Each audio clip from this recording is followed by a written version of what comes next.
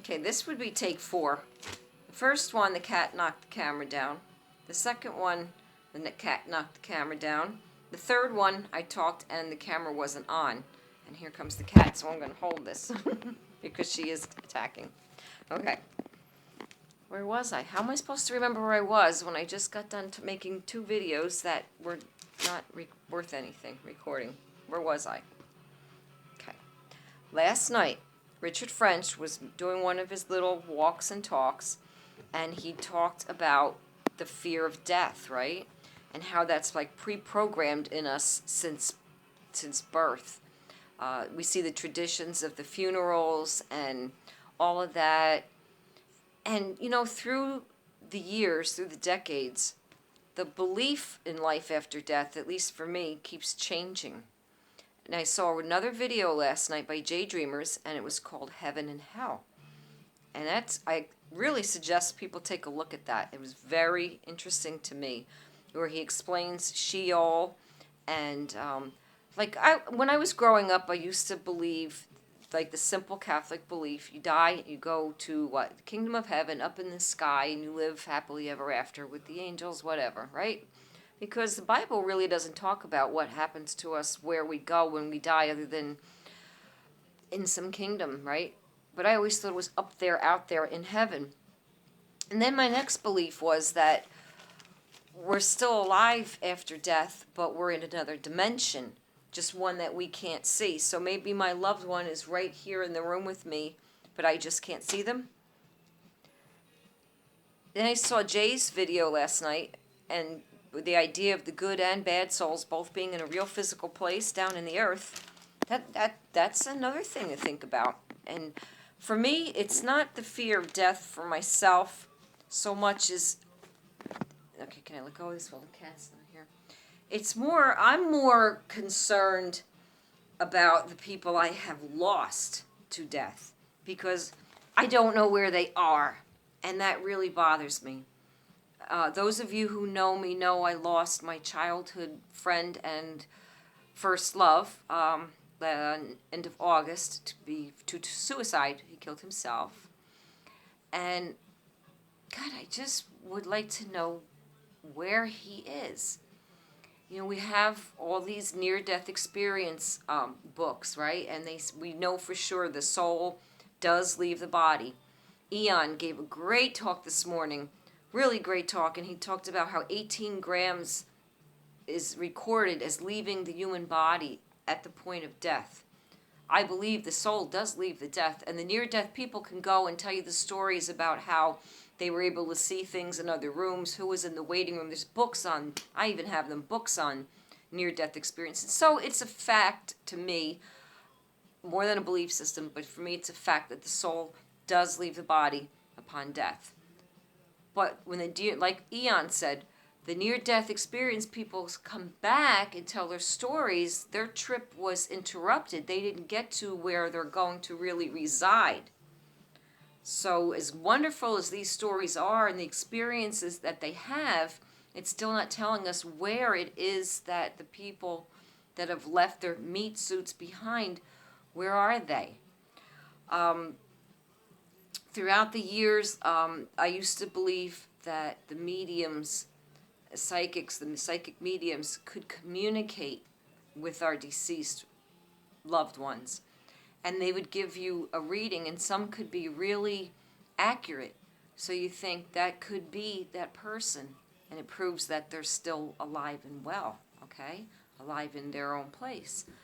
But like Eon brought out this morning, who are those mediums really talking to? They could be talking to, who knows?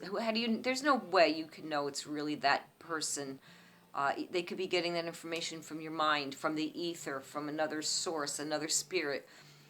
So now my belief that I don't believe in mediums connecting with the loved ones.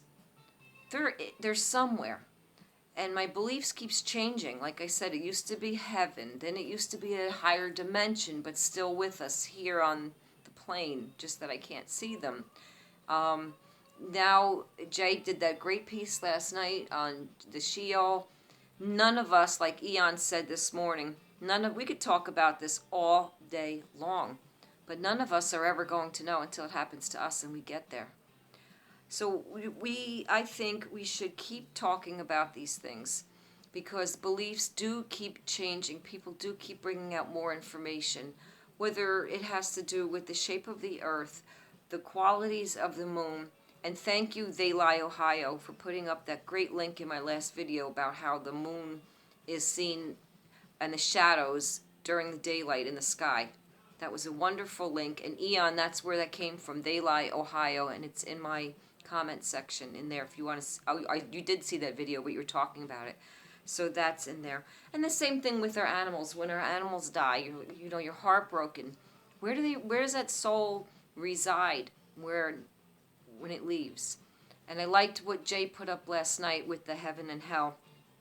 So I wanted to do a quick video response on that. About the souls, both good and bad, that Jesus said, there was a story in the New Testament that both the good soul and bad soul went down into the earth in the same place. They called it Sheol, but that was never to be taken as a place of literal torment and burning. And I'm not a big biblical person, so I'm enjoying these little things that Jay's putting up. And I really like that one on heaven and hell, and I want to get to the rest of them. And for Rory McFizz, Rory, I enjoyed you showing family pictures, and you guys, I know a lot of you won't be interested in this stuff, but this is more for me to put on video for myself. My friend that I lost, like I said, the fear of death for me, the biggest thing is not knowing. Oh, another thing, reincarnation. That's another belief. Okay, you have reincarnation thrown in the mix.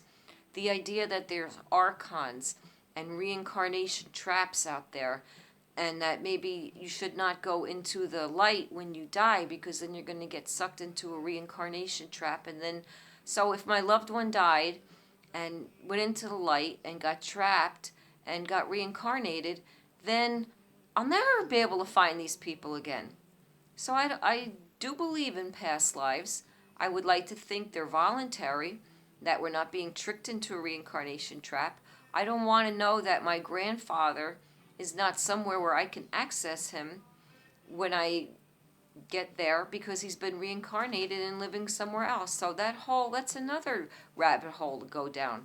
Yes, I can believe in past lives, but I don't want to believe in a reincarnation trap, because my friend that has passed, I would like to know that when it's my time to go, cat, don't do it. He is not put back into this world either tricked or against his will, but somewhere where I can meet up again with my loved ones. It's not a great topic today, but after seeing Richard French and Eon and Jay talking about this stuff, I don't even know if I'll put this up, but I wanted this video for myself. This is my friend that I lost when he was 14. That's my friend. 14 there. Here's us in 1975. It's Lori and her friend Eddie right there.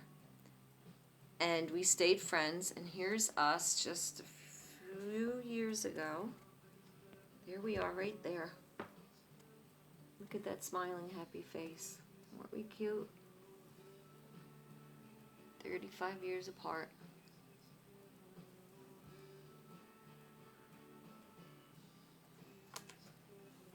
So, where is he now? Can he see me now? Is he in a dimension? Can I light a candle in front of his picture? And they used to say if you light a candle in front of their picture, they can see the candlelight.